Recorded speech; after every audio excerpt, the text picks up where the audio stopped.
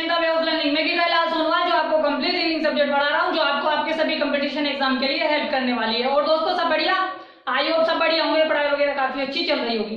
तो दोस्तों हमने वर्बल रीजनिंग के 3 चैप्टर कंप्लीट कर लिए हैं। चौथा चैप्टर पढ़ रहे हैं सिटिंग अरेंजमेंट यानी बैठक व्यवस्था क्रम। अगर आप चाहते हो मुझसे ऐसे ही कंप्लीट रीजनिंग सब्जेक्ट पढ़ना तो आप मेरे चैनल को सब्सक्राइब कर लें। नीचे रेड कलर का सब्सक्राइब बटन है, उस पर क्लिक करें और बेल आइकन को दबा दें, जिससे क्या होगा जो मेरे आने वाले नए वीडियोस है उनकी नोटिफिकेशन आप तक आ जाएगी। और दोस्तों अगर आपके कोई फ्रेंड सर्किल में, नेबर सर्किल में, ब्लड सर्किल में या आपके सोशल मीडिया पर कोई भी कंपटीशन एग्जाम, रिप्लेसमेंट एग्जाम या सीटी एग्जाम की तैयारी कर रहा है तो आप मेरे वीडियोस को जरूर शेयर करें दोस्तों। तो दोस्तों शुरू करते हैं आज की क्लास को। दोस्तों मोबाइल को हॉरिजॉन्टल मोड पे लेके देखें ताकि चीजें आपको अच्छे से दिखाई दे। तो दोस्तों हमने वर्बल रीजनिंग के 3 चैप्टर कंप्लीट कर लिए हैं। चौथा चैप्टर पढ़ रहे हैं सिटिंग अरेंजमेंट। इस चैप्टर की काफी क्लासेस पीछे हो चुकी है। जो विद्यार्थी आज की क्लास को देख रहा है, मेरा उससे विशेष अनुरोध देखी जाके वो पहले पीछे की क्लासेस को देखे। क्यों देखे? क्योंकि एक सिटिंग अरेंजमेंट को सोल्व करने के लिए हमें जिन बेसिक चीजों की आवश्यकता होती है वो मैंने पीछे की क्लासेस में काफी अच्छे से पढ़ा है। तो पहले आप पीछे की क्लासेस को देखें, फिर आगे की क्लासेस को देखें। तो दोस्तों हमने पिछली क्लासेस में सिटिंग अरेंजमेंट के 71 क्वेश्चन डिस्कस कर लिए हैं, ठीक है। आज की क्लास में हम 72वां क्वेश्चन डिस्कस करेंगे। ये एक बैंक पीओ में पूछी गई सिटिंग अरेंजमेंट है, ठीक है दोस्तों। तो दोस्तों जब कभी भी हम सिटिंग अरेंजमेंट को सोल्व करते हैं तो एक बार क्या करते हैं, उसे पढ़ते हैं। पढ़ने से क्या होता है, हमें पता लग जाता है सिटिंग अरेंजमेंट क्या कहना चाहती है, उनमें जो सेंटेंस है जो एक दूसरे से कौन सी लाइनें कनेक्टेड है। तो एक बार हम पढ़ेंगे और फिर इसे सोल्व करेंगे। अगर आप चाहते हो बिना पढ़े सोल्व करना तो भी कर पाते हो, तो थोड़ा सा लगता है कि आपको थोड़ा टाइम लग जाएगा, ठीक है ना। ठीक है, तो दोस्तों इसको पढ़ते हैं फिर इसको सोल्व करने की कोशिश करते हैं, ठीक है दोस्तों। फिर इसमें जो क्वेश्चन है उनको सोल्व करेंगे, ठीक है। तो आ जाइए, आप सभी का ध्यान बोर्ड की तरफ होना चाहिए ताकि मैं आपको अच्छे से समझा सकूं दोस्तों, ठीक है। आ जाइए, देखो 72वां क्वेश्चन है कि एक निश्चित संख्या में व्यक्ति उत्तर की ओर उन्मुख होकर एक पंक्ति में बैठे हैं, ठीक है दोस्तों। बी ए के दाएं से तीसरे स्थान पर बैठा है। ए और एस के बीच में केवल 5 व्यक्ति बैठे हैं। वी एस के बाएं चौथे स्थान पर बैठा है। एम डी के निकटतम पड़ोसी है। डी एम के दाएं तीसरे स्थान पर बैठा है। के डी का निकटतम पड़ोसी है। एक्स के बाएं दूसरे स्थान पर बैठा है और बी किसी पंक्ति के अंतिम छोर पर है, ठीक है। ये पर्सन है उससे रिलेटेड। तो दोस्तों हमने इसको पढ़ने से मुझे क्या पता लगा कि भाई जब हमने पिछले क्वेश्चंस किए थे वहां पे तो एक व्यक्तियों की निश्चित संख्या दे देता था, भाई 4, 5, 6 जितने भी थे व्यक्तियों के नाम दे देता था। लेकिन अब यहाँ पे हमें कोई नाम नहीं दिया कितने लोग हैं, बस इतना सा कह दिया कि कुछ लोग बैठे हैं और बहुत सारी जगह है, ठीक है ना। एक निश्चित जगह है पर पता नहीं वो कौन है, लेकिन उनमें से कुछ लोगों के नाम दिए हैं कि एक निश्चित संख्या में, कुछ निश्चित संख्या में लोग बैठे हुए हैं, में व्यक्ति उत्तर की तरफ मुंह करके बैठे हैं। हमें नहीं पता कि कितने लोग हैं, हमें पता लगाना है, ठीक है। उसके बाद कुछ इंफॉर्मेशन दी है, ठीक है दोस्तों। अब दोस्तों हम इसको सोल्व करने की कहां से करें? जब किसी सिटिंग अरेंजमेंट को सोल्व किया जाता है तो हमें ये पता लगाना पड़ेगा कि भाई उस सिटिंग अरेंजमेंट को किधर से सोल्व किया जाए।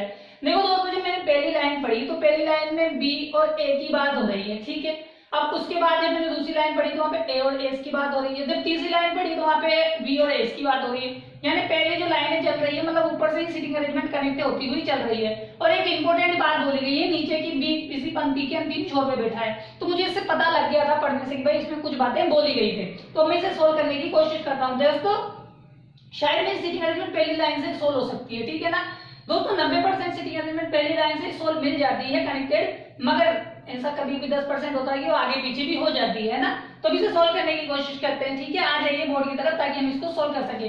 देखो दोस्तों मैंने आपको हमेशा बताया कि जब 2 व्यक्ति एक साथ आ जाएं तो पहले किसको बिठाते हैं, सेकंड व्यक्ति को बिठाते हैं, ठीक है। अब बोल रहा है कि ए के दाएं तीसरे स्थान पर बैठा है कौन, बी। अब देखो दोस्तों हमें नहीं पता कितने लोग हैं, लेकिन हाँ हमें रैंडम बिठाना है। अब किसको बिठाना है, सबसे पहले ए को बिठाना है, ठीक है दोस्तों। तो मैंने सबसे पहले किसको बिठा दिया, ए को बिठा दिया, ठीक है। मैंने ए को यहाँ पे बिठा दिया, ठीक है।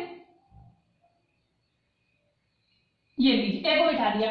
अब क्या बोल रहा है कि ए के दाएं तीसरे स्थान पर कौन बैठा है, बी बैठा है दोस्तों। ए का दायां ये वाला है और ए का बायां ये वाला है। तो मुझे दाएं तरफ जाना है तो कितने स्थान पर जाना है, 3 स्थान पर जाना है। तो दोस्तों 1, 2 और 3, ठीक है। तीसरे स्थान पर कौन बैठा है, बी बैठा है। और लास्ट में एक बात बोली गई थी कि बी पंक्ति की किसी अंतिम छोर पर बैठा है। देखो दोस्तों अब बी इस तरफ आया है तो मतलब ये किस तरफ आया है, राइट साइड में आ गया। तो यानी राइट साइड की पंक्ति पर बैठा है, ठीक है। इस बात से हमें ये पता लग गया जब इसने बोला कि बी किसी पंक्ति के छोर पर बैठा है तो इसका मतलब बी किस पंक्ति के छोर पर बैठा है, राइट वाली पंक्ति पे बैठा है। अब हम इधर चलेंगे, ठीक है, अब हम इधर अब आगे नहीं जा सकते, क्यों? क्योंकि बी अंतिम पंक्ति पर बैठा हुआ है, तो अब इधर बढ़ेंगे हम आगे, बी के ए के इधर बढ़ेंगे। अब देखो, अब ये क्या बोल रहा है कि ए और एस के बीच में केवल 5 व्यक्ति है। यहाँ पे बी अंतिम पंक्ति में आ गया। अब देखो ए और बी एस के बीच में 5 व्यक्ति ले, 1 2 3 4 5, तो इधर जगह नहीं है, तो हमें इधर चलना पड़ेगा। ठीक है, तो हमें 5 व्यक्ति बिठाने हैं ए और एस के बीच में। देखिए दोस्तों, 1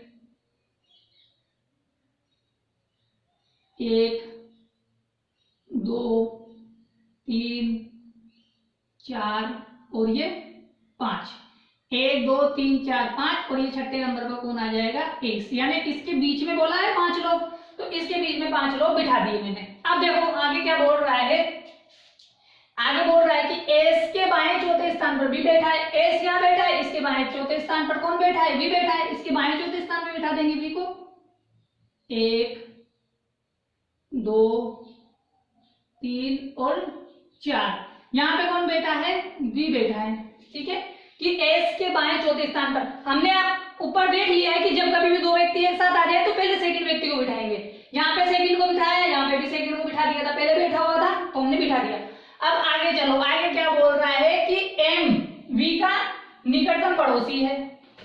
ठीक है दोस्तों, अब देखो वी जो एम है वी का निकटतम पड़ोसी है। ठीक है, ये लीजिए। देखो दोस्तों, हमारे पास 2 जगह है, कौन कौन सी है? एक जगह तो है कि हम एम को यहां बिठा दें। ठीक है दोस्तों, और एक जगह मैंने वी को यहां मान लिया। ठीक है ना, ये लीजिए, मैंने वी को यहां पे मान लिया और यहां पे मैंने बिठा दिया वी को, और एक तरफ वी निकटतम पड़ोसी हो गया किसका? इसका, इधर की साइड। तो यहाँ पे कौन आ जाएगा? एम आ जाएगा। ये बात आपको समझ में आ गई दोस्तों कि मैंने ये क्यों किया है?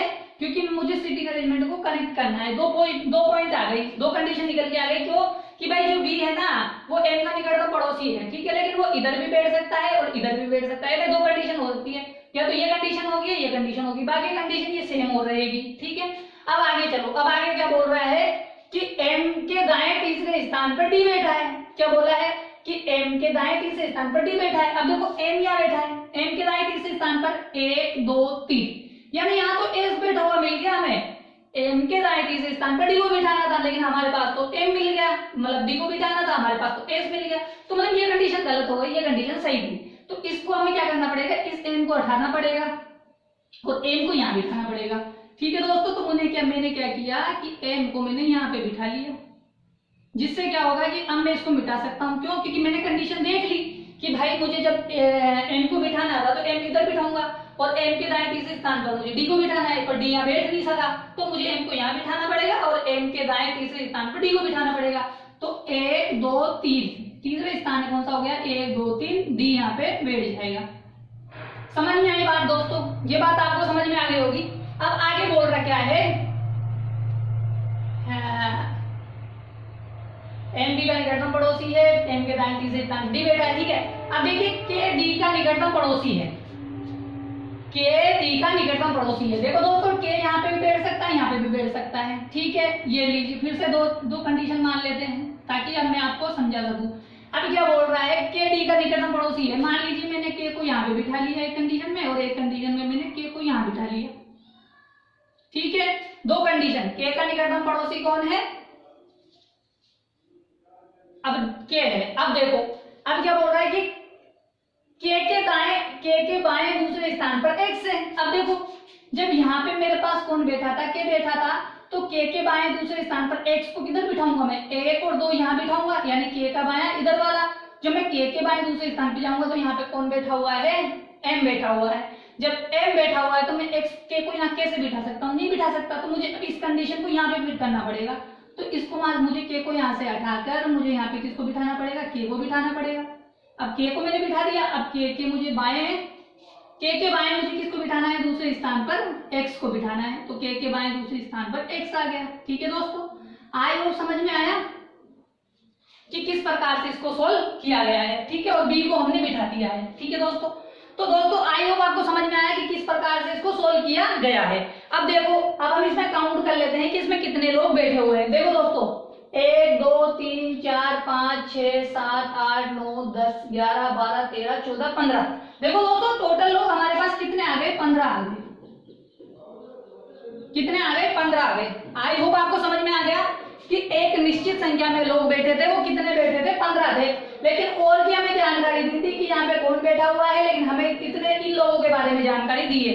एग्जाम में बहुत ज्यादा क्वेश्चन ये पूछा जाता है, इसलिए मैं क्वेश्चन करा रहा हूँ इस टाइप की, ताकि आपको समझ में आ सके। अब जो क्वेश्चन पूछे गए हैं सीटिंग अरेंजमेंट से रिलेटेड, हम उनको सोल्व कर लेते हैं। ठीक है दोस्तों, देखो पहला क्वेश्चन स्क्रीन पे आपके सामने है, कोशिश कीजिए कि आप इसका आंसर दे सकें कि यदि एक्स पंक्ति के किसी एक छोर से चौथे स्थान पर बैठा है, किसी भी छोर से बिठा लो, चाहे आप इस छोर से बिठा लो चाहे इस छोर से बिठा लो, तो पंक्ति में कितने लोग बैठे हैं। तब देखो दोस्तों, बात को समझने की कोशिश करना। हमारे पास लोग बैठे हुए हैं 15, तो 15 जब लोग हमारे पास है तो यानी उससे कम वाले तो वैसे ही गलत हो गए। कौन से, एक तो 13 वाला, एक 14 वाला, यानी ये तो इससे कम वाले तो वैसे ही गलत हो गए कि नहीं हो गए। अब ऑप्शन बचा है हमारे पास 16 और इनमें से कोई नहीं।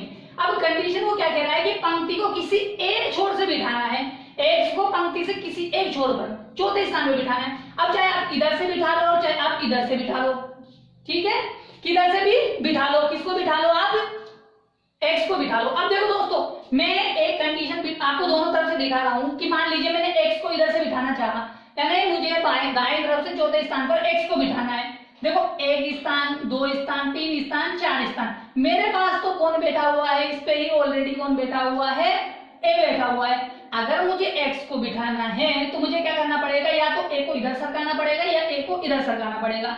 जब मैं किसको बिठा सकता हूँ, एक्स को बिठा सकता हूँ। मान लीजिए मैंने ए को इधर सरका दिया, मैंने बीच में एक जगह बना दी और मैंने ऐड कर दिया किसको, एक्स को, मतलब मेरे पास एक्स की एक जगह इधर से आ गई। ठीक है, इधर भी एक्स बैठा हुआ है, मान लीजिए एक्स कोई दूसरा है, ठीक है। अब देखो, अब ये दूसरी बात इधर से बोल रहा है कि इधर से बिठा के देख लो, 1 2 3 4 हमारे पास बैठा इधर डी, ठीक है। अब क्या किया जाए, या तो डी को उधर सरकाया जाए या फिर इधर सरकाया जाए। तो मैंने डी को उधर सरका दिया, तो जब मैंने डी को उधर सरका दिया तो मेरे पास क्या हुआ, इधर से एक्स बैठ सकता है। अब उसमें एक बात बोली गई है सेंटेंस में कि किसी एक छोर से लेना है, हमें दोनों छोर से नहीं लेना है, सिर्फ एक छोर से लेना है। अब आप किसी भी छोर से लेके देख लो कि एक स्थान बढ़ गया, ठीक है, चाहे आप इसको छोड़ दो चाहे आप इसको छोड़कर इसको ले लो, किसी को भी ले लो, मैंने इसको छोड़ दिया। अब मुझे पता है कि भाई 15 लोग थे, मैंने x का स्थान और बढ़ा दिया। जब मैं x का स्थान और बढ़ाऊंगा तो मेरे पास 15 तो पहले थे और एक और आ गया, तो मेरे पास बराबर कितने हो जाएंगे, अब लोग 16 हो जाएंगे पंक्ति में। तो मेरा 16वां ऑप्शन कौन सा है, दूसरा वाला है। आई होप दोस्तों समझ में आया होगा कि इस क्वेश्चन का आंसर किस प्रकार से दिया गया है। इस प्रकार से दिया गया है कि भाई आपको x को दोनों तरफ से देखना है, पर बिठाना एक ही तरफ से है, किधर से भी बिठा लो। तो आपको टोटल व्यक्ति बताना है कि कितने हो गए, भाई 15 हमारे पास थे, एक बढ़ गया, तो टोटल कितने हो गए, 16 लोग हो गए। ठीक है दोस्तों, आप इस क्वेश्चन का स्क्रीनशॉट ले लो ताकि अपन आगे बढ़ सके और आगे वाला क्वेश्चन कर सके। ठीक है दोस्तों, आप इसका स्क्रीनशॉट ले लो।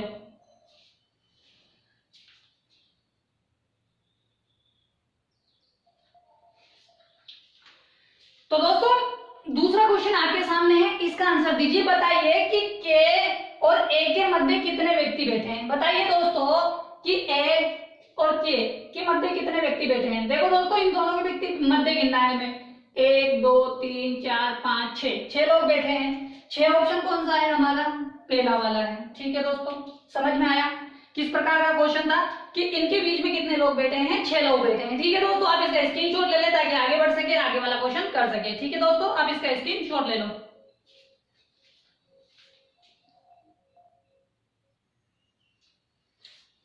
तो दोस्तों बताइए, ये आखिरी क्वेश्चन है सीटिंग अरेंजमेंट से रिलेटेड, इसका आंसर दीजिए। बताइए कि यदि बी और सी के बीच में केवल एक व्यक्ति बैठा है तो सी और एस के बीच कितने व्यक्ति बैठे हैं। बताए दोस्तों, देखो क्या कह रहा है कि बी यहाँ बैठा है, इधर तो कोई जगह खाली नहीं है, तो बी और सी के बीच में एक व्यक्ति बिठाना है। तो दोस्तों मैंने सी को यहाँ बिठा दिया, ठीक है, तभी तो उनके बीच में एक व्यक्ति होगा, यानी ये। ठीक है, अब ये पूछा है कि सी और एस के बीच में बताना है। अब हमारे पास यहाँ पे सी आ गया, यहाँ पे एस आ गया, अब इसके मध्य कितने बैठे हैं ये बताना है। 1 2 3 4 5 6 जने बैठे हैं। ऑप्शन कौन सा हो जाएगा, पहले वाला, यानी पिछले ऑप्शन में भी 6 था, इसमें भी ऑप्शन में 6 है।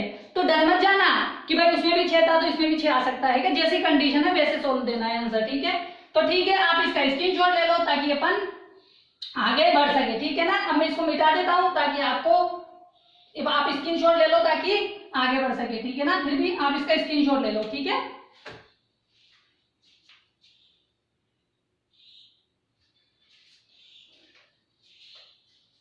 तो दोस्तों आज की सीटिंग अरेंजमेंट उससे रिलेटेड क्वेश्चनों को आपको काफी अच्छे से समझ में आ गए होंगे। ठीक है दोस्तों, आई होप मैं आशा करता हूँ कि सीटिंग अरेंजमेंट और आज के क्वेश्चन आपको काफी अच्छे से समझ में आ गए होंगे।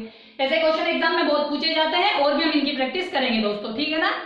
तो दोस्तों अगर आप चाहते हो मुझसे ऐसे ही कंप्लीट रीजनिंग सब्जेक्ट पढ़ना तो आप मेरे चैनल को सब्सक्राइब कर ले। नीचे रेड कलर का सब्सक्राइब बटन है, उस पर क्लिक करें और बेल आइकन को दबा दे, जिससे क्या होगा जो मेरे नए आने वाले वीडियोस है उनकी नोटिफिकेशन आप तक आ जाएगी। और दोस्तों अगर आपके कोई फ्रेंड सर्किल में, नेबर सर्किल में, ब्लड सर्किल में या फिर सोशल मीडिया पर कोई भी कंपटीशन एग्जाम, रिप्लेसमेंट एग्जाम या सीटी एग्जाम की तैयारी कर रहा है तो आप हमारे वीडियोस को जरूर शेयर करें दोस्तों, ठीक है।